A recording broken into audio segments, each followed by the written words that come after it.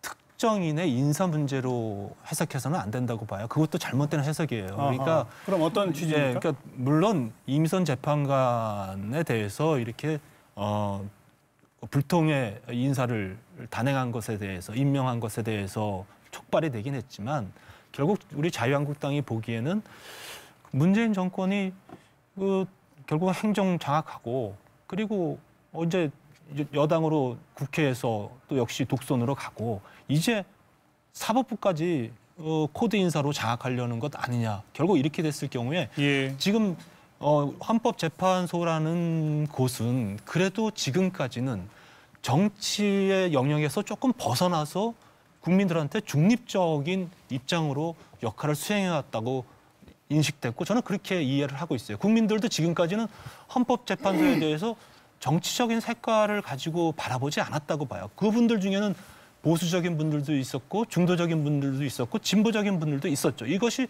조화롭게 있어 왔는데 이제 이번에 문영배 이미선 재판관의 이러한 임명 강행을 통해서 특정한 성향의 헌법재판관들이 다수로 되면서 결국은 이 이후에 있을 헌법재판소의 여러 가지 역할에 있어서 무슨 문제가 생기지 않을까라는 염려를 저희들은 하는 것이에요. 그런 전반적인 우려가 이번에 이제 장애 집회로 나타난 것이죠. 그러니까 자연스럽게 장애 투쟁에 대한 평가로 가는데 지금 방금 말씀하신 거는 제가 한 가지 잠깐만요. 그러니까 이미선 재판관 하나만의 문제가 아니라 그건 촉발 계기이고 사법부까지 코드 장악 이 우려가 제일 컸다 그 말인 거죠. 그런 말씀에 대해서 제가 답변을 좀 드리겠습니다.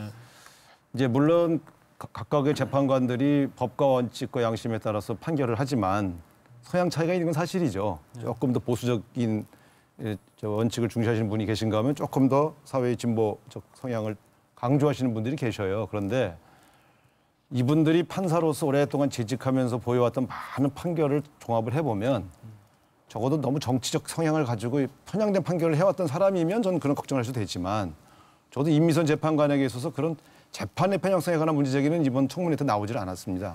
두 번째, 사실 박근혜 대통령과 성향이 비슷한 헌법재판관이 6명 이상 되었던 헌법재판소가 박근혜 대통령을 탄핵 인용하지 않습니까? 법관들은요, 자기의 성향을 떠나서 정말 법과 원칙에 따라서 어떻게 우리가 판정할 것인가에 대해서 되게 엄밀하게 판정들 하십니다. 그래서 경향적으로 조금 진보적 성향의 재판관이 좀 다수가 된 건 사실입니다. 그리고 걱정하시는 것도 제가 이해해요. 그러나 이것을 보수와 진보의 문제로 볼 게 아니라 그들이 모여서 집단지성을 발휘하면 대한민국의 새로운 규범에 대한 진지한 토론 속에서 집단적으로 비교적 옳은 판결을 내릴 것이다. 그런 믿음으로 헌법재판소나 대법관을 바라봐야지 성향의 분류에 따라서 이게 문재인 대통령에게 유리하게 혹은 야당에게 불리하게 이렇게 느끼시는 것 자체가 지나친 피해의식이 아닌가. 그래서 걱정하시는 거는 제가 충분히 이해를 하지만 그렇게 되어왔던 어떤 선례가 없지 않았느냐.